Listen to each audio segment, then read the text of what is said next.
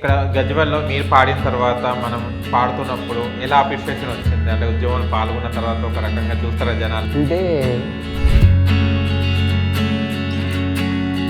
మా కోసం ఒక ఫోక్ సాంగ్ పాడండి, మీకు ఇష్టం ఉన్నది.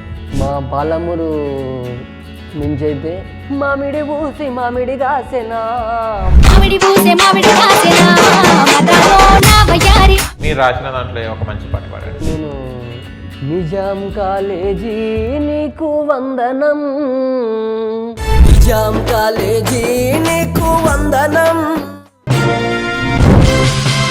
హాయ్ హలో నమస్తే, వెల్కమ్ టు సోషల్ పోస్ట్. నేను మీ యాంకర్ పప్పు. ఇంకా మా ఛానల్ని సబ్స్క్రైబ్ చేసుకునే వాళ్ళు ఉంటే సబ్స్క్రైబ్ చేసుకోండి. అండ్ న్యూ అప్డేట్స్ కోసం అక్కడ గంట సినిమా టంగున కొట్టేయండి. ఓకేనా ఫ్రెండ్స్?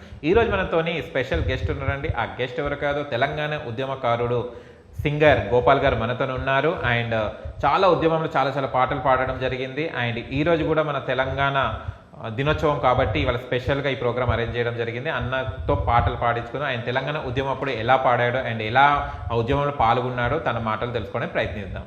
నమస్తే అన్న.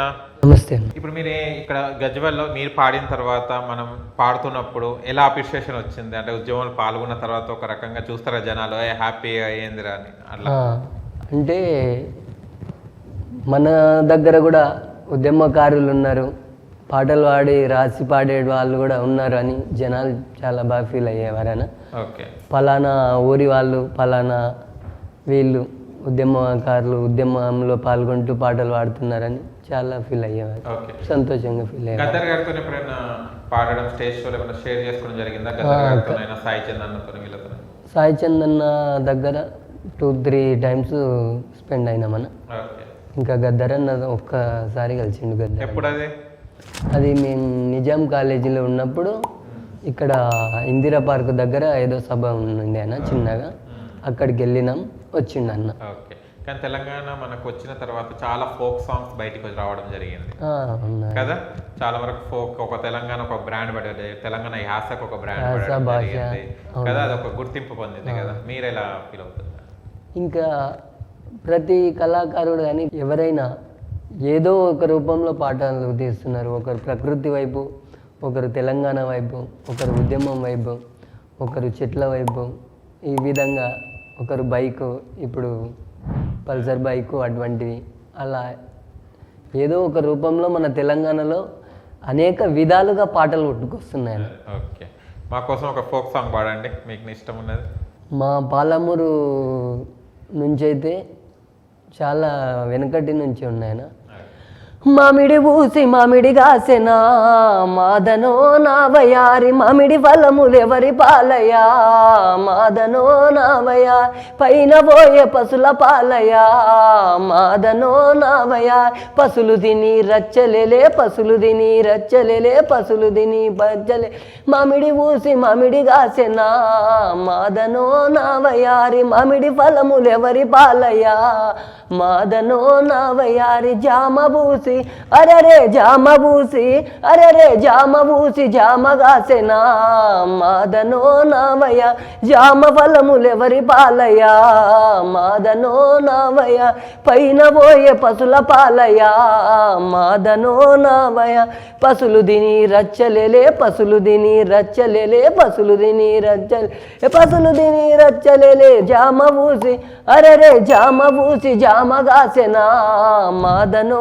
నావయారి, జామ ఫలములెవరి పాలయా మాదనో నావయారి.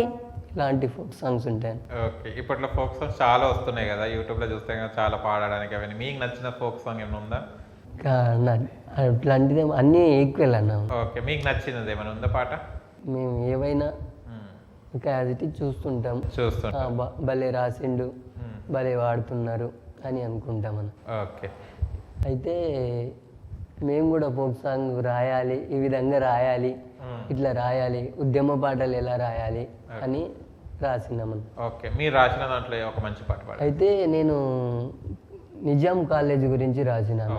ఉస్మానియా యూనివర్సిటీ నిజాం కాలేజీలో మేము చదివేటప్పుడు అయితే క్యాంపస్ గురించి వచ్చినాయి. ఇక్కడ హైదరాబాద్లో మన తెలంగాణ గురించి వచ్చినాయి, హైదరాబాద్ గురించి వచ్చినాయి, క్యాంపస్ గురించి వచ్చినాయి. కానీ నిజాం కాలేజ్ గురించి ఇంతవరకు 136 ఏళ్ళ చరిత్రలో ఏ పాట రాలే.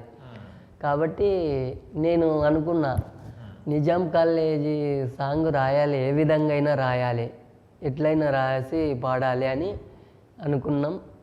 నిజాం కాలేజ్ సాంగ్ పాట రాసిన అన్న 2019లో రాసిన. దానికి సుద్దాల అశోక్ తేజ సార్ కూడా వచ్చి ప్రైజ్ ఇవ్వడం జరిగింది. Nizam college song.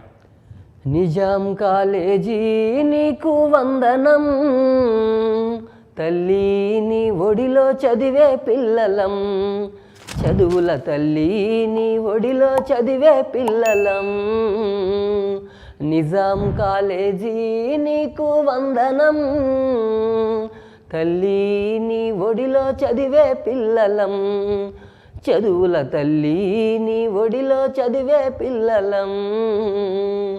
వేరు వేరు జిల్లాల నుండి మేం వచ్చినట్టి విద్యార్థులం, చక్కనైన నీ ఒడిలో చేరిన సరస్వతి నీ పుత్రులం. వేరు వేరు జిల్లాల నుండి మేం వచ్చినట్టి విద్యార్థులం, చక్కనైన నీ ఒడిలో చేరిన సరస్వతి నీ పుత్రులం. కులమత భేదం లేనే లేని భరతమాత నీ బిడ్డలం, కులమత భేదం లేనే లేని భరతమాత నీ బిడ్డలం. పుస్తకాలకే అంకితం మేం పరిశోధనల శౌర్యులం. నిజాం కాలేజీ నీకు వందనం, తల్లి నీ ఒడిలో చదివే పిల్లలం, చదువుల తల్లి నీ ఒడిలో చదివే పిల్లలం. 6వ ఆసఫ్ జాహీ నిజాం స్థాపించిన ఈ భవనం, అఘోరనాథు చటోపాధ్యాయులు ఆరంభించెను నీ గమనం. 6వ ఆసఫ్ జాహీ నిజాం స్థాపించిన ఈ భవనం, అఘోరనాథు చటోపాధ్యాయులు ఆరంభించెను నీ గమనం. 13 దశాబ్దాలుగా పరిమళించే విద్యావనం, 13 దశాబ్దాలుగా పరిమళించే విద్యావనం. వేల మంది విద్యార్థులను మేధావులుగా చేసిన నిలయం. నిజాం కాలేజీ నీకు వందనం, తల్లి నీ ఒడిలో చదివే పిల్లలం, చదువుల తల్లి నీ ఒడిలో చదివే పిల్లలం. మంత్రులైనరు, పరిశ్రమవేత్తలైనరు, సంగీత సాహిత్య కవులైనరు, కళాకారులైనరు. మంత్రులైనరు, పరిశ్రమవేత్తలైనరు, సంగీత సాహిత్య కవులైనరు, కళాకారులైనరు.